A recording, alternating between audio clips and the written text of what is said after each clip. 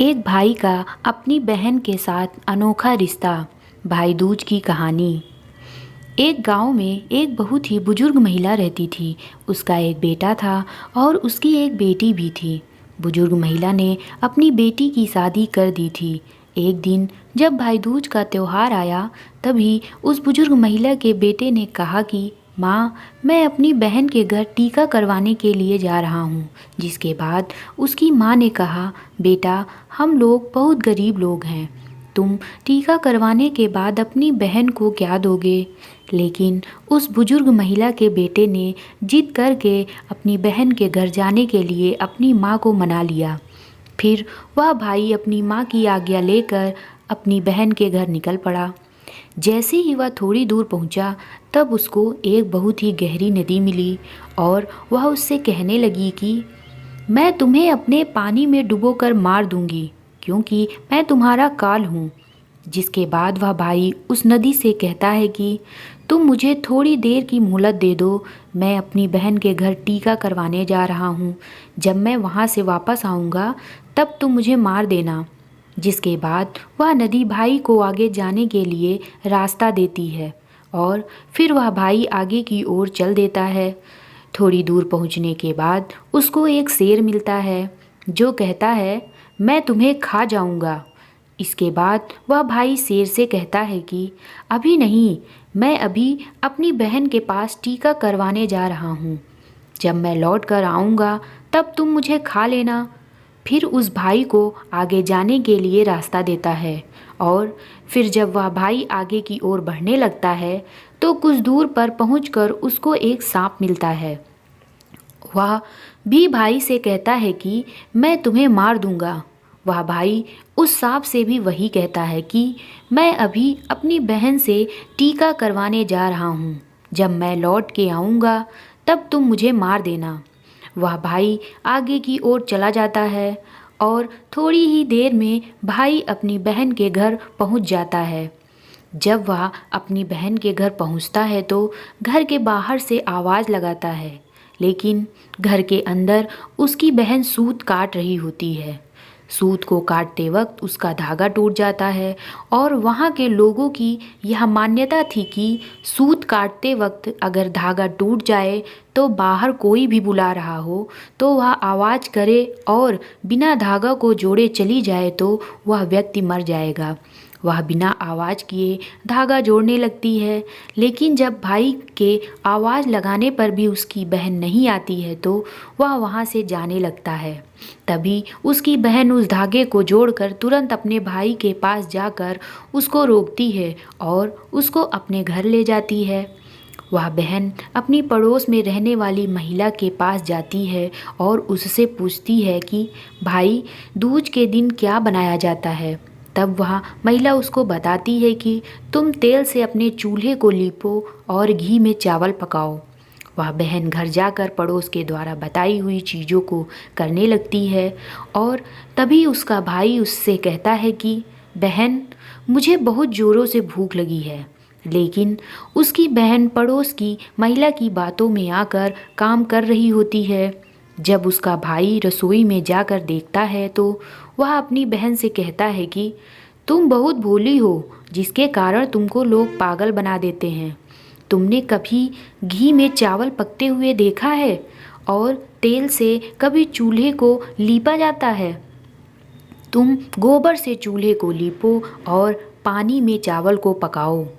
वह बहन अपने भाई की बात मानकर वही करती है जैसा उसका भाई करने के लिए बोलता है और वह खाना बनाकर अपने भाई को खिलाती है और थोड़ी देर बाद वह अपने भाई को टीका कर देती है।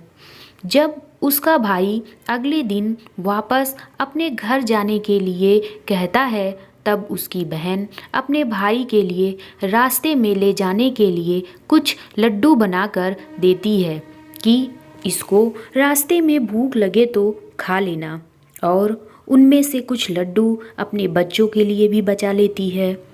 जैसे ही उसका भाई चला जाता है, और उसकी बहन के बच्चे जब खाने के लिए जिद करने लगते हैं तो वह अपने भाई के लिए बनाए हुए कुछ लड्डू जो अपने बच्चों के लिए बचा के रखे थे वह अपने बच्चों को दे देती है।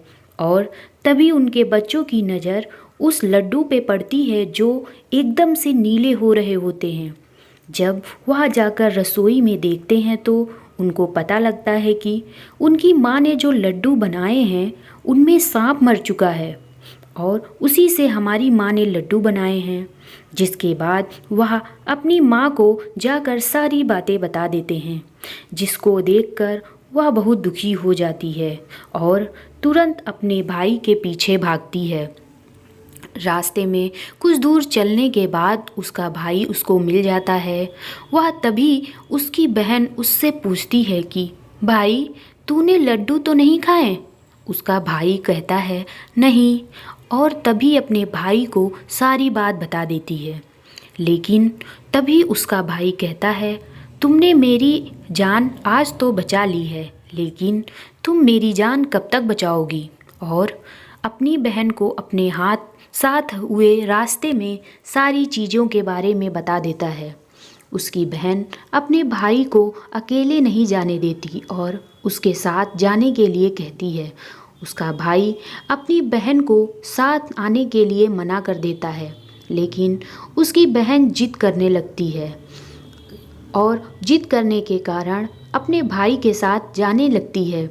कुछ दूर चलने के बाद जब बहन को प्यास लगती है तो वह अपने भाई से कहती है मुझे पानी पीना है, बहुत ज़ोरों से प्यास लगी है। उसका भाई कहता है कि यहीं पास में एक तालाब है, रुको मैं तालाब से तुम्हारे लिए जल ले आता हूँ।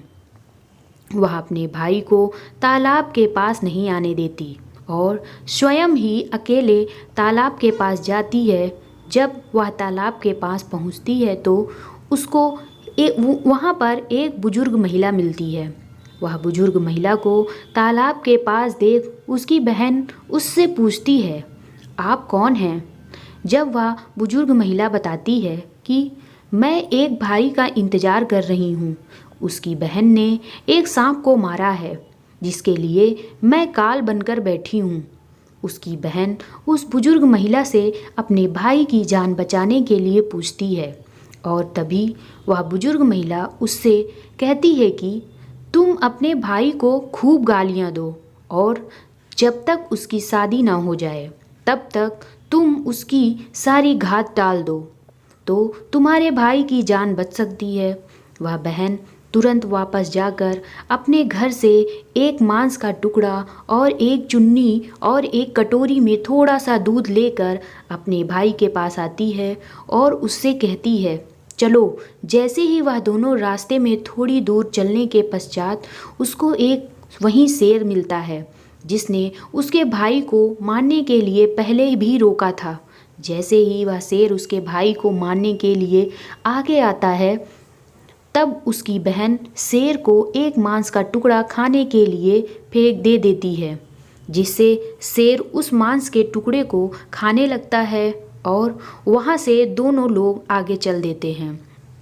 आगे पहुंचकर जब थोड़ी दूर पर वही सांप मिलता है तो वह सांप को अपने साथ लाई हुई एक कटोरी में दूध को सांप के आगे रख देती है, जिससे सांप दूध पीने लगता है और वह लोग आगे की ओर चले जाते हैं। आगे जब नदी के पास पहुंचते हैं तब उसकी बहन नदी को एक चुन्नी देती है, जिससे नदी प्रसन्न होकर उनको आगे जाने का रास्ता दे देती है और थोड़ी देर पश्चात वह लोग अपने घर पहुंच जाते हैं।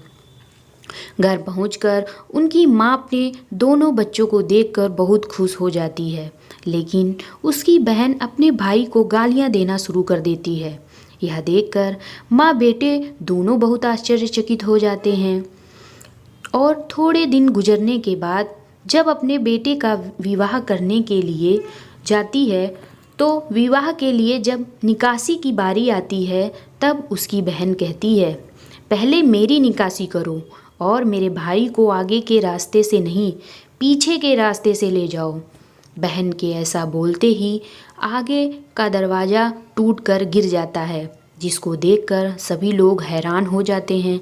और फिर जब फेरों की बारी आती है तब उसकी बहन कहती है कि पहले मेरे फेरे करो, मेरे भाई के फेरे बाद में करना, मेरे भाई के फेरे बाद में करना। ऐसे बोलते ही वहाँ पर आग लग जाती है, जिससे वह आग को बुझा देती है। और फिर जब सुहागरात की बारी आती है तब उसकी बहन कहती है मैं भी इन लोगों के साथ में जाऊंगी। सभी लोग बीच में एक पर्दा डालकर उसकी बहन को भी अंदर जाने देते हैं। तभी रात में एक सांप आता है, जिसको उसकी बहन एक डब्बे में बंद कर देती है और अपने भाई की जान बचा लेती है। और सुबह होते ही वह सभी को सच बता देती है कि वह ऐसा क्यों कर रही थी, जिसे सभी ने उसकी बहन की प्रशंसा करने लगते हैं। और उसका भाई भी अपनी बहन से बहुत खुश हो जाता है और तब उसकी बहन वापस अपने घर चली जाती है। कहानी पसंद आए तो प्लीज़ लाइक शेयर और subscribe. Thank you for watching my video.